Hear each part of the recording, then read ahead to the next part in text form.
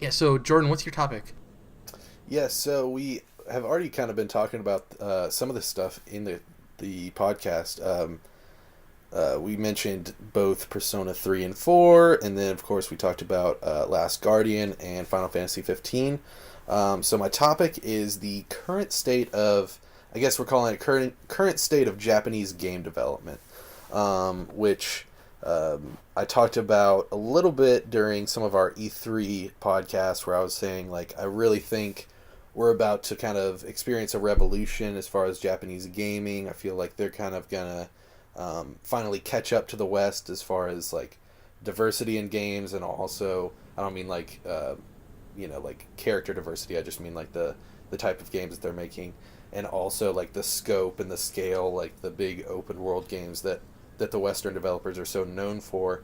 And to be honest, I'm really not seeing it as much. I thought we were going to have at least a couple more game announcements, hopefully at TGS, even though it didn't happen, of games that really feel like they're new and fresh, and maybe they're JRPGs, but they feel kind of more Western, or they feel kind of more like just stuff that we're more used to at this point in gaming.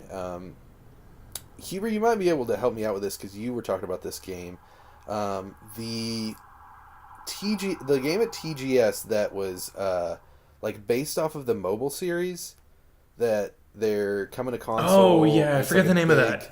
third Yeah, yeah, person yeah. open world. That is kind of like where I'm going. Like I need more hmm open world action adventure JRPGs. I need some more kind of innovation and just progressive ideas and thoughts put into these games. Of course, yeah, we're getting. We talked about Last Guardian. I definitely don't think that's going to be pushing the bar. Final Fantasy 15 could. Persona 5 can, but I mean, essentially that's kind of a PS3 game that's been ported to PS4 in my mind. That's kind of how I see it. So yeah, I'm kind of waiting on that innovation to come out of the East, and I'm still not quite seeing it. Hopefully, maybe we'll get some game announcements in 2017. But yeah, I wanted to get you guys' thoughts on the current state of Japanese game development. Seriously, Kojima can't carry it by himself. Exactly. Yeah. Come on. Talk about a Because Death stranding. Stranding obviously is going Right. to Right. freak everyone out, freak the world out when that hits. Shout out to Metal Gear Solid 5. That was a very innovative Japanese game. So there you go. Um, Totally. do you think that the NX obviously is going to be a huge thing, and Nintendo Yeah. wants that thing to sell. Yeah. Mobile is huge in Japan, right? It's kind of like their primary way of gaming. Do you Right. think that like if the NX is successful, do you think that'll push Japanese developers to? I shouldn't be the only reason they're innovating, but like if you have a handheld that's like it goes to the point where it's ubiquitous and it's in so many Right. hands, not only the Japanese audience because it's going to hit if it's a mobile device, but also the Western audience. Like if the Western audience catches on to this mobile hybrid, if that's what it is with all the rumors, do you think that will be the driving factor in like the Japanese developers innovating and stuff like that? Because I kind of agree with you when it comes to Japanese development. It's very stale. Yeah. And I don't necessarily think that's a bad thing. I think games come out that people are expecting, that play like they're expecting, and they're great games, but there isn't a lot of innovation there. It's stagnant, and it's funny that you mentioned that because Keiji Inafune was kind of like calling people out a couple years ago in an interview, and then like, what game is more stale and stagnant than Mighty Number Nine? Like, I don't think I could think of one. There's a lot of talk too of like his role with Recore and if he should have even been involved in stuff like that. So Right, poor right. poor Inafune, that guy has such a storied career, and it's kind of turning the tides here pretty Dropping off a late. cliff. Yeah. Yeah. The crazy thing too is like a lot of Japanese developers I see as like the grandfathers of gaming. Like there Right. are there are American guys that I look to that are like these are some of the best names in games as far as like legacy, like Tom Howard and Todd Howard. yeah, Todd. I said Tom Howard. Sorry, and John McCormick over at id. Well, he's now with Oculus, but like a lot of times when you think of like the grandfathers of video games, you think of Japanese developers, and it's Right. weird that that's not the case now. Like even with it, kind of goes hand in hand. I think with the lack of success with Nintendo, like you know, it's just weird to me that there's kids growing up now that don't have a Nintendo console in their hands. That's strange to me. That don't even like really know what Nintendo is, or like have that not nostalgia, but they don't have that connection. Like anyone who plays games nowadays that's our age they at least have some connection, even if it's tangential to Nintendo, and that's not the case anymore. Exactly. I have all my friends I play Xbox with or just have played gaming with in the past. Not all, whether they're PlayStation guys or Xbox guys, I've never heard any of them say no to the idea of Nintendo games being on all platforms. Everyone loves Nintendo games because they're made well. You never hear a Nintendo game coming out and having to have a day one update that fixes bugs and stuff. Their games are always really well polished. The problem is they never have hardware that people want to buy. But I really think that, going to your initial question of, like, I think Japanese development is going to go hand in hand with the success of the NX as far as, like, innovation, because if you release this console that's a hybrid, that's a different space for developers to play in.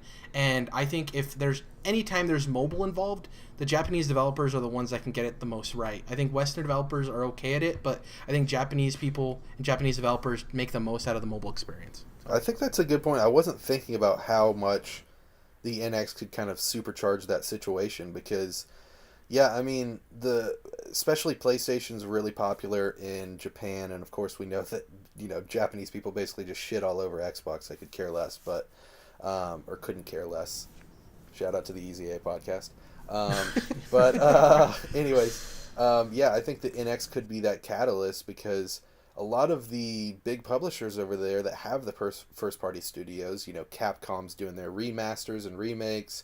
Square Enix is making stuff like I Am Setsuna with the Tokyo RPG Factory. A lot of them are going backwards as opposed to forwards. So, like I said, NX could be that catalyst that they need, Yeah. It is. We're standing on the edge, overlooking an abyss right now.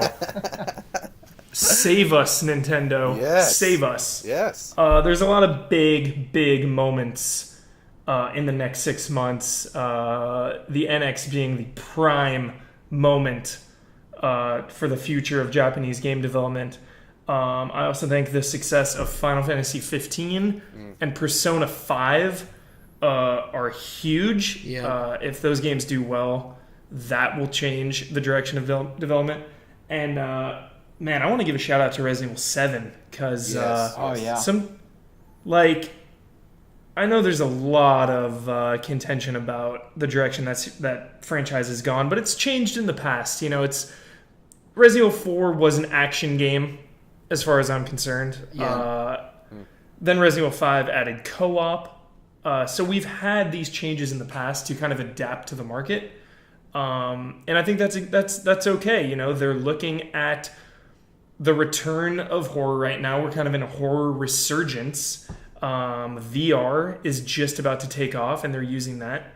So I'm super pumped that Resident Evil 7 and Capcom are taking a huge risk. Yes. And that's what it's all about, and I love it. That's the biggest thing, is there's no risk taking out of Japan at the moment, so we need more of that. Well, totally. Also, there was a recent interview with what's the name of the president from Software?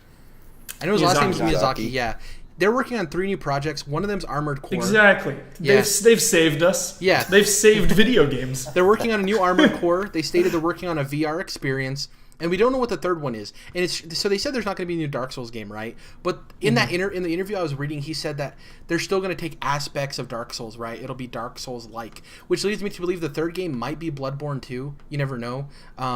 They said no Dark Souls, which obviously that's not going to happen. But, like, Bloodborne is as close to Dark Souls as you can get. So my dream in life. I'm a selfish person. My dream already came true with Shenmue 3. Yep. My next dream is that From Software makes a new Castlevania game. Oh, golly. My God. I mean, that's kind of what let's Bloodborne make that is. happen. Ooh. Of course. But, like, I still think, like, the Castlevania formula is a little different with, like, puzzles and the pacing and everything. Yeah. I would love that. I think there's a Castlevania game in development right now. I think Lords of Shadow is kind of far enough away. Mm-hmm. I think you're going to see it sooner than you might think. Maybe, an announcement next year and release. I hope. I'm feeling it in my bones. Yes, I love this. Well, Sorry, go ahead, Dom. I'm still thinking that Bloodborne 2 is definitely going to happen, but I don't think From Software makes it. I think Sony might ask them, right? But they're second or third party, so they have no obligation necessarily, and Sony owns that IP. So maybe I'm thinking still that Sony gets someone else on board to make the sequel. I think there's a good possibility of that.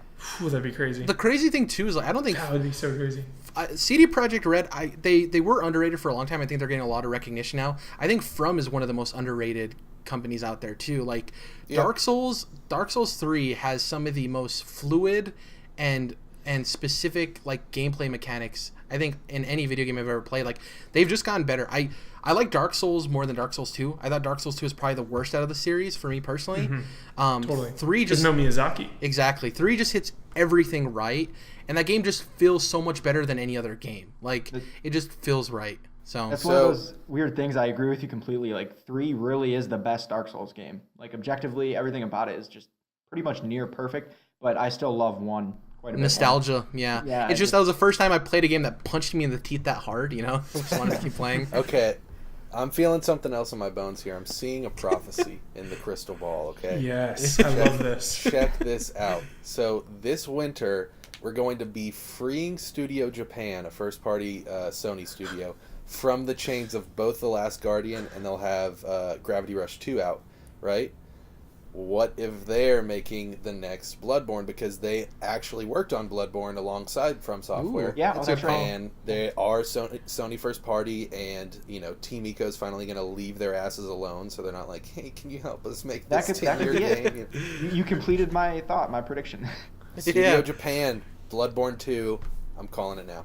Working hand in Love hand. it, guys. Love it.